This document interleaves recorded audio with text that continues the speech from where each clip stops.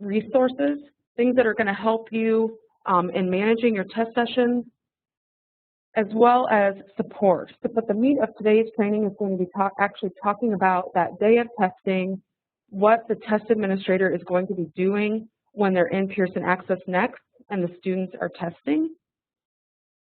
So first, most of the information that you will need during the PARCC assessment will be found at parcc.pearson.com. That includes finding your access to Pearson Access. So for today's training, I'll be using the Training Center, as you can see at the bottom of the Pearson Access Next dropdown. The Training Center will be in a brown color. So in order to keep things straight, Training Center is brown. Your live site, so when you're actually doing your live testing, you would go to your Washington, D.C.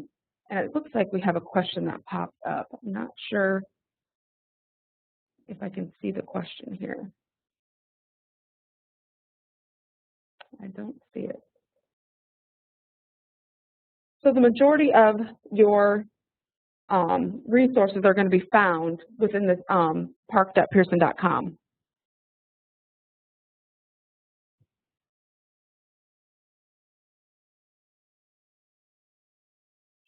Also, on Pearson Access Next, we do have a support page.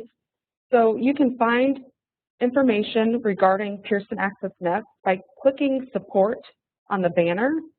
Here we'll have the Pearson Access Next online user guide. It'll give you access to training modules, any sort of user file guides or file import or export. Any of that information can be found here. But for today's training, you'll need to know the Pearson Access Next online user guide is a helpful reference. The support page provides a range of options, including manuals and documents, trainings, or like I said, any of the Excel file exports.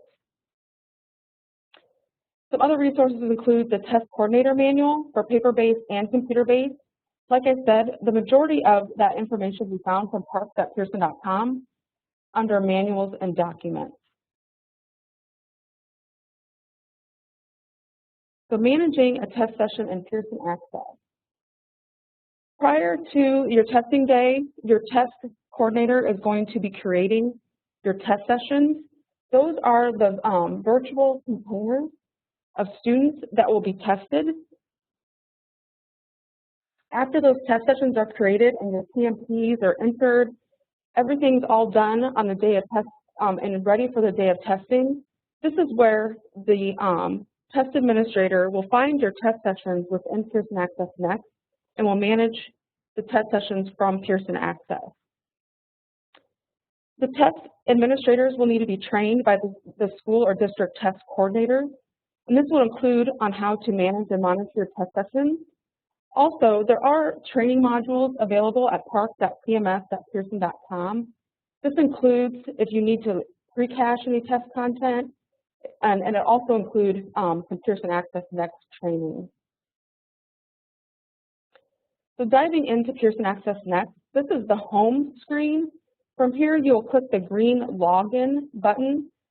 If you have not received an automated email from Pearson Access Next, check your spam folders, check with your test coordinator to verify that you've gotten access.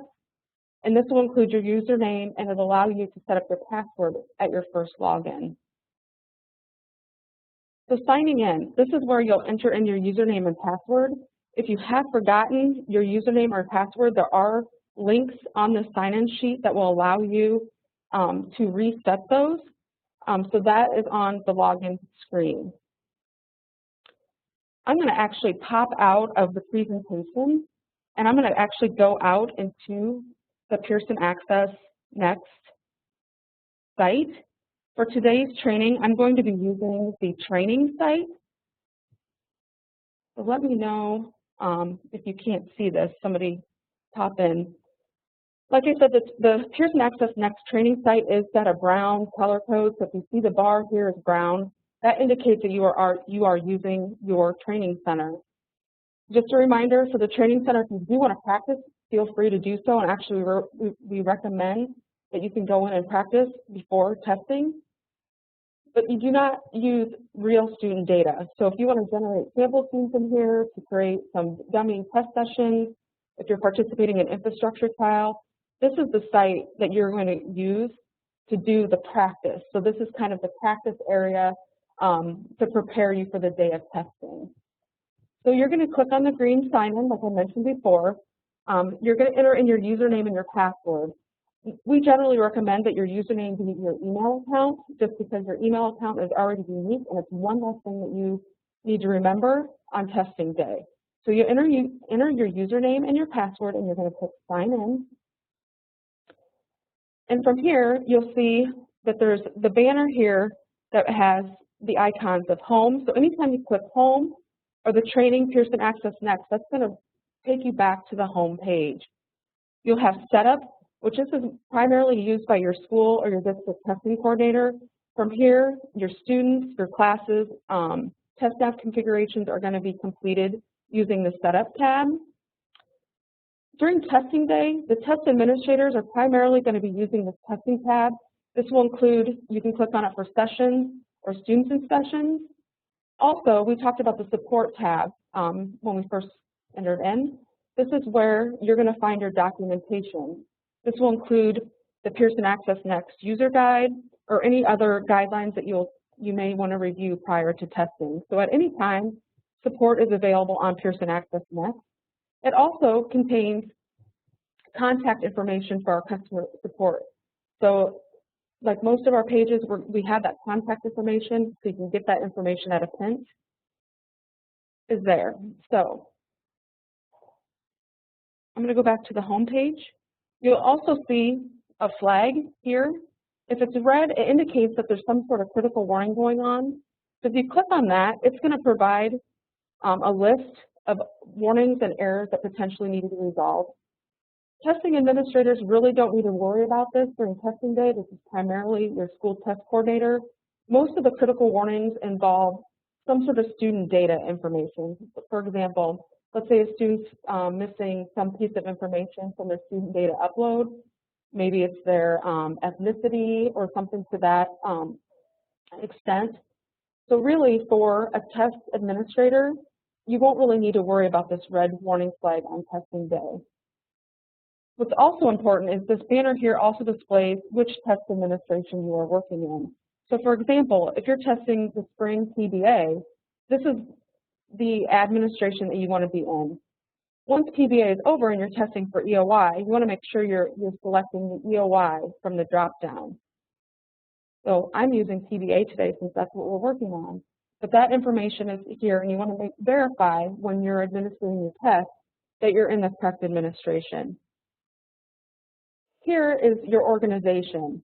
So this also becomes a drop-down menu where you can also enter in the organization you're working from.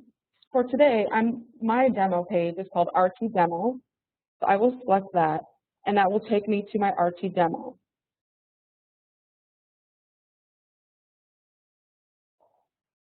From here, I'm going to select my session. So I can view the sessions within the RT Demo page. So from here, I can create or edit test sessions if they have not already been created. We can also pre-cache test content as well as delete. Test administrators most likely will not be doing those tasks as those test sessions will already be created. So what you can do using the search feature here is you can show all results. And what will happen is it will show all of the sessions that were created for RT Demo, for example. So all of the sessions that were created for that organization will be shown here. You also can use the filter here on the left-hand side or enter in a name of your test session to drill down to just that specific test session. So for today, I've created 2 test sessions, and actually I'm going to use the search feature here. So I have one here called Ann ELA Grade 10 is one that I've created for today's session, and what I can do is I can select that session, and I can go to Students in Session, and what it's going to do is it's going to pull over that test session into my session list. In order for me to see those students in the session, I actually need to click on my name, and it will draw up the dashboard for students in sessions. From here, it's going to show me a status of what my students are doing. So since I've kind of played around with this, it's going to show that I have 4 students in ready status, 1 in this orange color that has been resumed, 1 student that I have exited, and 3 that have been completed or they're marked complete. As you can see, I have 9 total students enrolled into this session. So this bar is going to demonstrate where each of those 9 students are at within the testing. This button here, I've already started the session, so you're going to see this green indicator here saying that this session has been started. I can also click the red button here to stop a session. If I want to manage multiple sessions, I've also created another one for my ELA grade 10 student named Joe. This Joe ELA grade 10 has not been started. I can click the green button here to go ahead and start Joe as well. I can view both of them in combined view and start all sessions. So I'm going to go back to Joe and I'm going to go ahead and get him started too. As you see here, none of his students have tested. So I have 10 students here that are all in ready status. Ready status means that the students have not accessed the test, meaning that they have not used their student testing tickets to log into TestNav. So since Joe hasn't tested, and let's say it's testing day, we can go ahead and print his student testing tickets. So here is something a little bit new. The student testing tickets can be viewed by grid, list, 4 per page, or 1 per page. So what I can do, if I want to print my student testing tickets 1 per page, I would select the detail view 1 per page. As you can see here, it pops up giving the student testing ticket 1 per page. Now it doesn't look like that on my screen, but if I right click and hit print, it'll show those student testing tickets are going to print 1 to a page. The testing ticket will have the student's name, the session name that they're assigned, their date of birth, and their test name. It'll also give you the link or the URL to the test that they're going to be testing on in TestNav. It'll also provide their username and password. So these will be handed out prior to testing. So as your students are coming into the room, I would hand them 1 by 1. So I have some dummy students in here, so they all say new students. But these will be printed individually for each student. So you'll need a testing ticket for ELA, and you'll need a testing ticket for math. So you'll have a separate testing ticket for each TestNav when it's time for them to log in.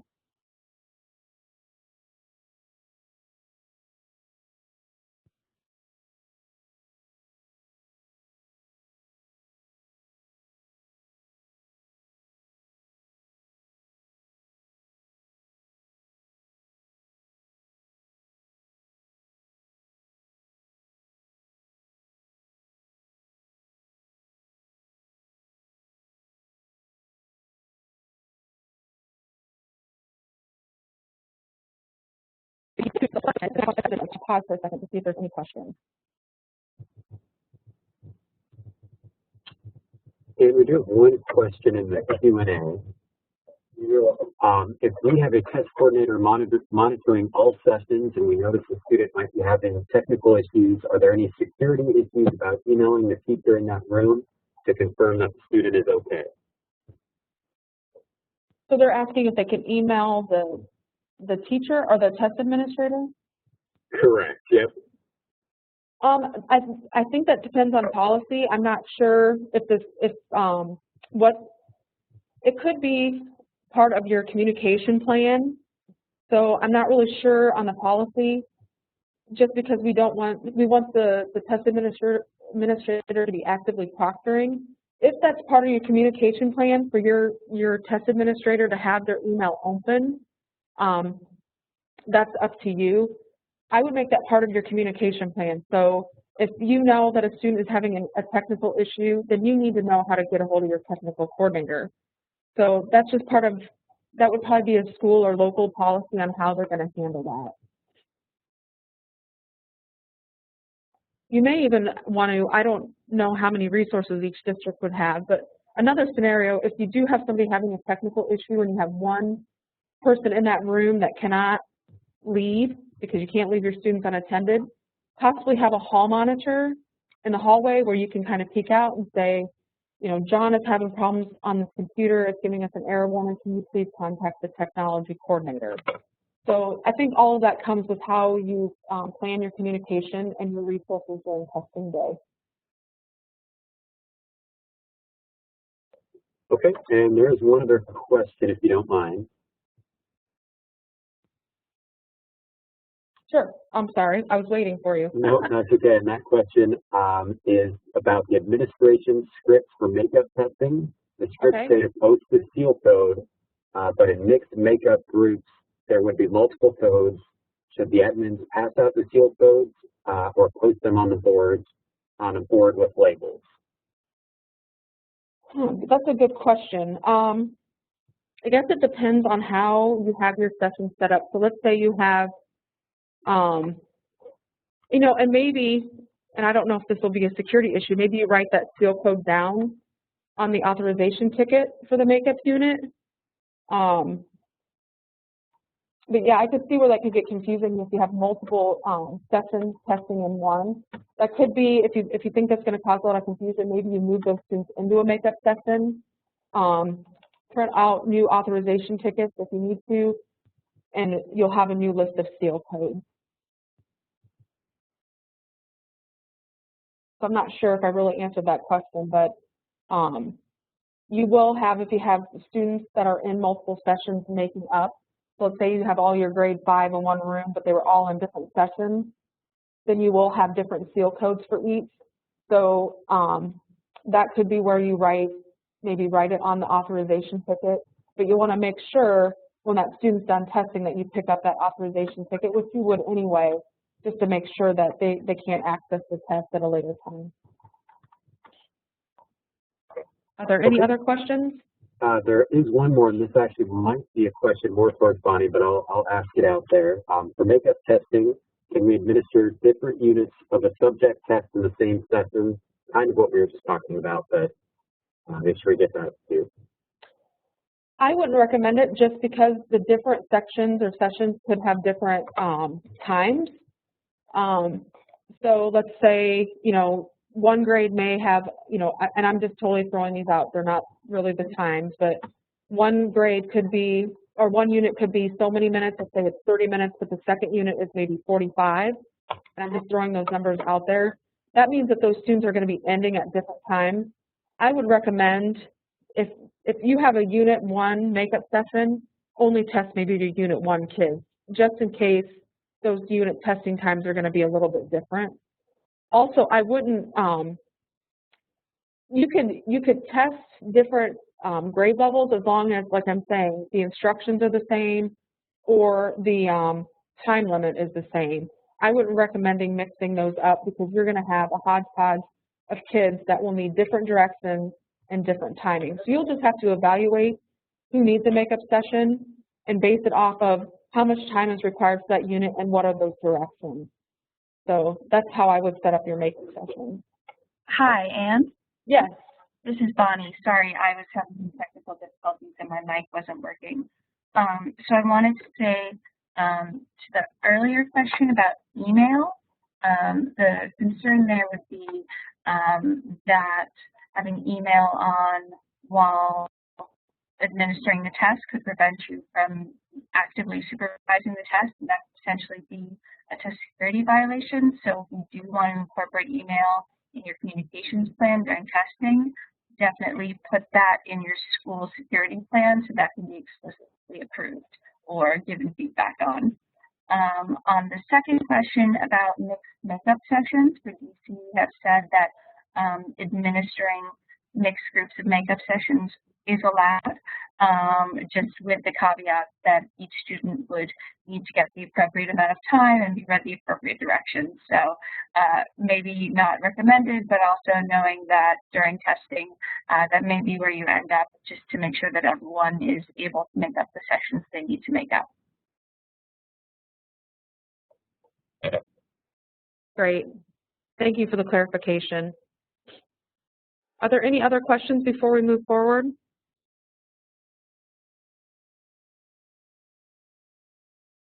And I'm going to go ahead, and what I'll do is I'll pop back out to the Pearson Access Next.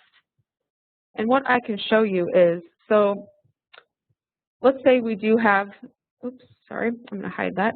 So let's say we do have that student exited, meaning maybe they need a makeup test. So what you can do is select that student, and from the tasks, this is where you're going to find, it's down at the bottom in student tests, is that set section start. So you're going to select that action and click start. And what it's going to do is it's going to, you can uncheck that. So if you want to use the same section for all students, you can select it and you can select the unit. So this is for grade 10 ELA. So it's going to give you the unit options that you can choose from. You can also unselect it and do it by individual student. So let's say this student here needs to go to Unit 1. So you're going to select that and you're going to click Save. So that student will pick up at Unit 1. So let's say they miss, Unit 3 as well. After they're done with this, you can also go back and select Unit 3. So this is where you would do your set section start. And then once again, if you need to view the seal codes, they're here for a makeup session. And also, for whatever reason, if you need a different testing ticket, you can also select the student and view their testing ticket. So I'm going to go back out to our scenarios here.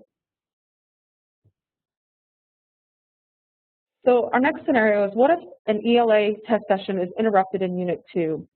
So what the test administrator will need to do is fill out a test irregularity form, and that's in the support section of Pearson Access Next. So from there, you'll select support, and you'll select, I believe it's support form, and you'll need to fill out a test irregularity form. Consider that that unit is to be a makeup session. So you'll need to do the set section start for Unit 2 on the makeup testing day, have the student log in using their student testing ticket for ELA, and then they should resume in the same place of interruption. So Pearson Access Next can get them started in Unit 2. However, it can't really place them in a certain question. So let's say they've answered, it's a 20-question unit, they've answered the first 10.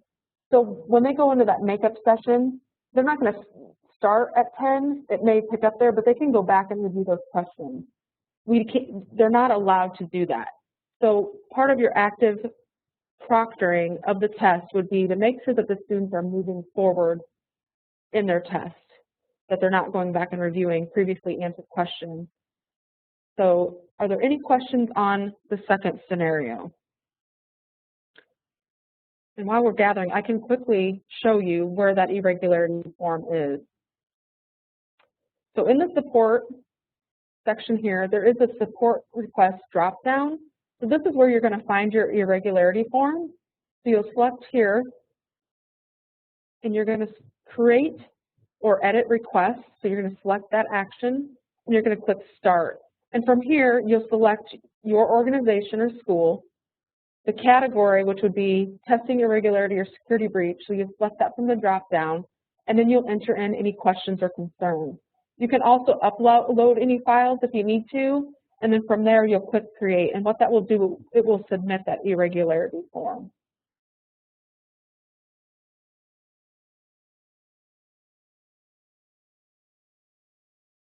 Okay, if there's no other questions, I'll keep going through these scenarios.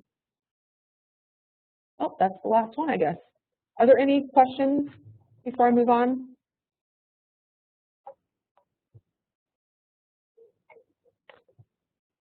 Okay, TestNav early warning system. So the early warning system is designed to kind of give you some prompts with minimal interruption to the student. So there's a couple situations here that could happen while you're testing. First is the response file backup location. That's meaning that as the students are responding to test questions, for whatever reason, those response files are not able to write onto their local drive, so onto their computer. If that situation occurs, you're going to get a test proctor click here notification. The student will raise their hand and say, Mrs. Smith, I have this pop-up. I'll show you what these pop-ups look like here as we talk through the PowerPoint. It'll give you a little bit of information. Essentially, you're going to work with your technology coordinator to help resolve any of these situations. The next situation would be test content. This is meaning TestNav is unable to download portions of the test. So if the content isn't able to load to the student's computer, the student will get that prompt to notify the proctor that they can't move forward with their testing. Another one is the student response upload, meaning that the students are responding to their questions, but the TestNav server at Pearson, for whatever reason, is not receiving those responses. That also will result in the test proctor click here notification. So this is a sample of what that prompt looks like. So the students will get that message. You're going to need to click that test proctor click here. Within that button, it's going to give you more information that you'll need to know to communicate to either your technology coordinator or for you and your technology coordinator to communicate back to Pearson. So for example, this is the response file backup location, meaning that the saved response file and the testing server cannot be reached. So from here, the test administrator could contact the technology coordinator and have them look for that response file on the student's computer, and from there possibly, upload that file, whatever they need to do to resolve this error. For test content is meaning that the responses are not being sent to the testing server. So you can continue to retry. A lot of times this is maybe a network connectivity issue or an internet bandwidth or connectivity issue. You can continue to try, or if it becomes where the student's delayed in the testing, you can click exit test, and what it will do, it'll stop that student's test in that session. They will need to be resumed at a later time to complete that test. So this is when the students are unable to have their responses sent to our testing server. So this will give your technology coordinator or yourself, I'm not sure how your schools are planning this, the location of that student's response file or the SRF. You can continue to retry. Maybe the network connection is restored. You can hit retry to see if it's going to, that connectivity is returned, or you can choose to exit test, which will also exit the student out of that test session. So if you've exited your students out of that session, you're going to want to resume those students, if possible, on the same testing device. So by default, most students' responses are already located on their testing device.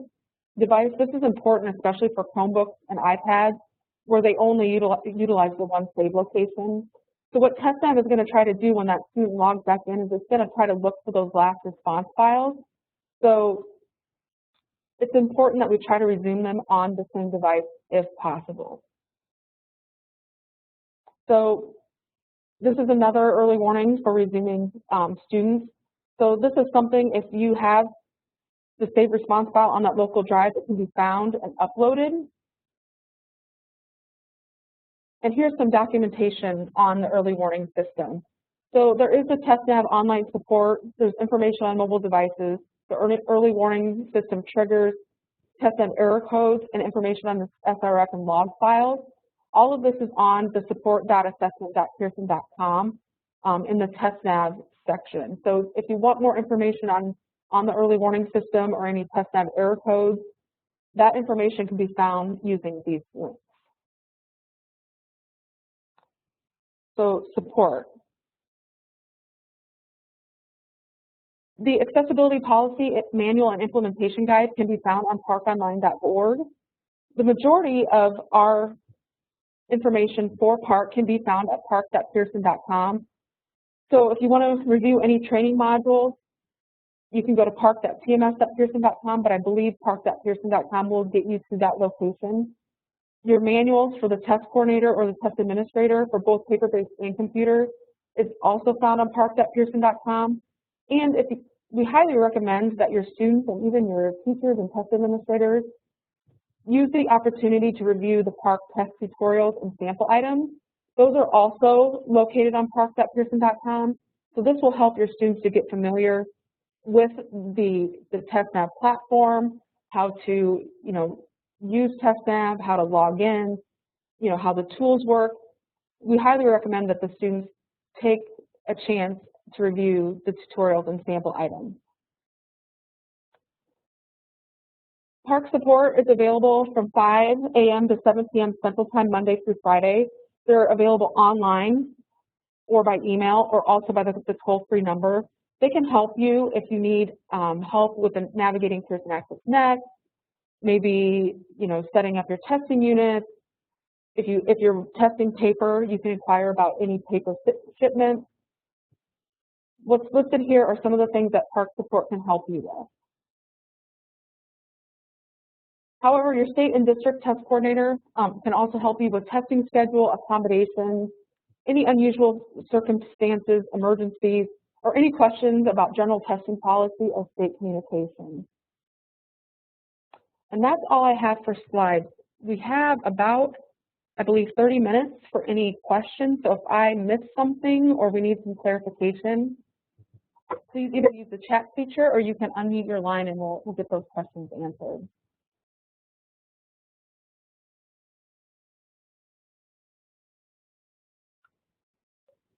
Well, I do have one here, and it's a little bit more of a tech question, but we should be able to answer it. Do test administrator computers need to pass the same system nav checks as student computers? So they're asking if they need to use system check on their device that they're going to be monitoring test sessions? Correct. Yep. You can. It's not necessary. I believe there are some Pearson Access Next minimum requirements. However, it's not a huge deal if you do not run system check. You can, but I don't believe it's necessary.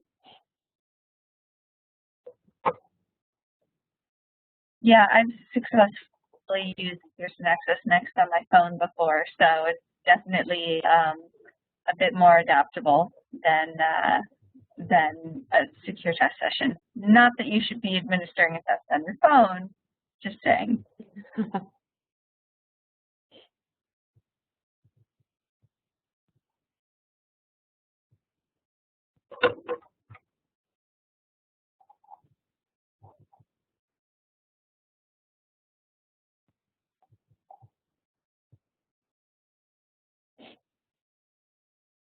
Are there any other questions? I want to make sure you guys leave here today having all the information you need to successfully manage your test sessions. And like I said, we do have the training center in Pearson Access Next. Feel free to go ahead and set up some dummy students, classes, test sessions, and practice going in there, getting familiar. You can even, what you can do is those, there are the practice tests linked to the training center. So even if you're not doing a full infrastructure trial, you can go in and sort of do some practice. So I would recommend maybe setting up a couple test sessions with a few students. You can also use the student testing tickets from those dummy generated students to go in and actually access TestNav, the TestNav practice tests. And although you can't actively see an active one on your machine, but maybe you have a colleague and one person is in there testing and one person is looking at the training center, you can kind of see how you can simulate a live testing day.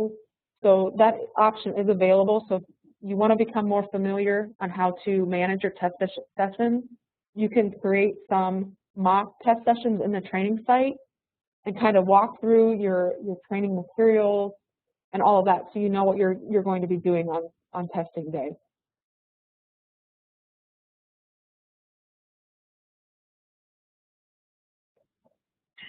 Hi, Anne. I see a question in the Q&A that I'm not sure whether or not if I've answered verbally, but it was a follow-up question to the one about student testing tickets, holding on to them for every session. And the question was, if you have a makeup session, do you have the same student testing tickets when they move into a makeup session? And my answer, I think, would be that would be different depending on whether you kept the students in the same session in Pearson Access Next or move them into a makeup session, but maybe I'm wrong. Nope, you're right. So if you print out your student testing tickets for your regular session and you leave those students alone that have a makeup session, you just leave them in that testing session. You will not need to print a new student testing ticket. So what you could do is, if you know that there's students that need makeup and you're going to leave them alone in that test session, you could kind of sort those out so you can have maybe a completed pile and you know, a makeup session, and you can hang on to those. However, if you do move them out of their current session into a makeup, you'll need to reprint that testing ticket for that makeup session. So hopefully that cleared that up. Thank you. I'm sorry, I can't see the Q&A. I only have a single monitor, so I'm not able to see much. So I feel like I kind of clumsied around, so I'm used to having dual monitors. So if there's something I missed, please let us know.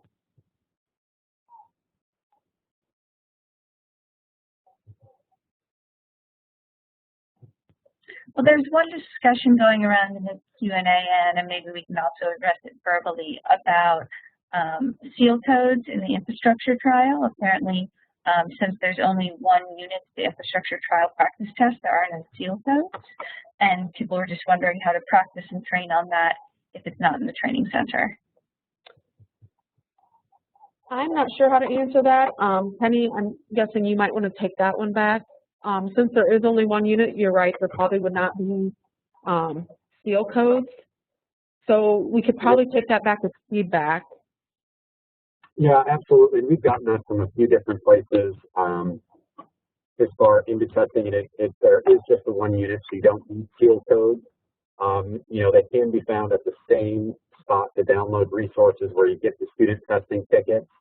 And there is a bit more information in the computer-based test administrator manual, which I would probably refer to at this point.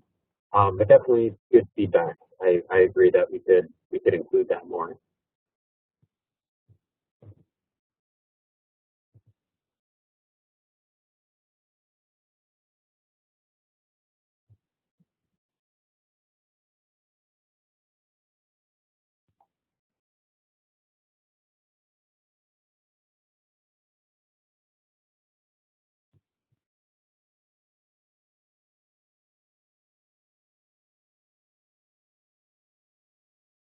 Okay.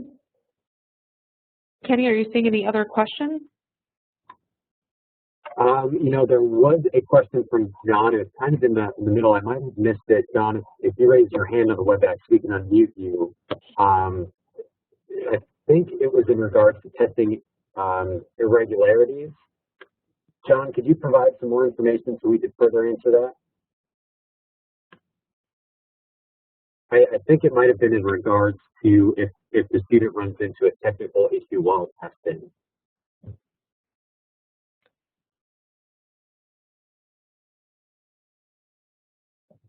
And I'm not sure, I guess when you're completing that and you mark irregularity, you could put that in the question or comment box, indicating that the student was having some sort of technical issue.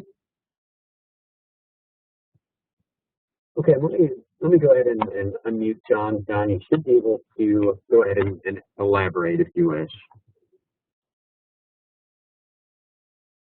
Sure, I'm not sure if you can hear me. I was just wondering if each time a student is stopped on the computer, whether it's a technical difficulty or illness or another reason, a bathroom break, if that has to be logged as an irregularity. And I'm not sure, Bonnie, is that something you can answer? I'm not really clear what your policy is. Yeah, I think the guidance that we've been giving so far, and I think this may be in our security guidelines, but the general course of action is if it's a brief interruption, you know, something that takes 5 or 10 minutes to fix and it only affects one student, I don't think you would need to file an irregularity for that. But if it's something that affects the whole room of students or affects the student's ability to complete a test in the very near future, let's say, you know, without a 15 to 30 minute delay, then file an irregularity report. And it always just helps to have the documentation on the back end. Okay, thank you.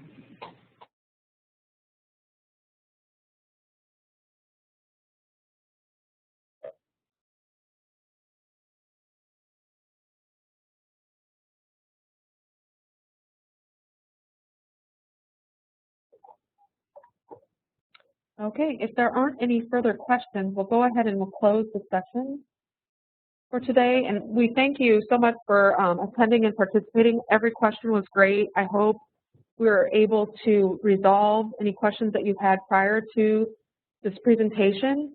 So if you do have any questions, do not hesitate to contact PARCC support, or if you have some sort of question about your general testing policies or your state communication, feel free to reach out to your state or district test coordinator. And if I could just add, Anne, thank you very much, and thank you everyone for hopping on today. This session was recorded and we'll be posting it for your reference on the OSCE website. And if you have any questions for OSCE, you can always email your Next Generation Assessment Ambassador for your LEA, or email osce.assessment@bc.gov. Great, thank you everyone.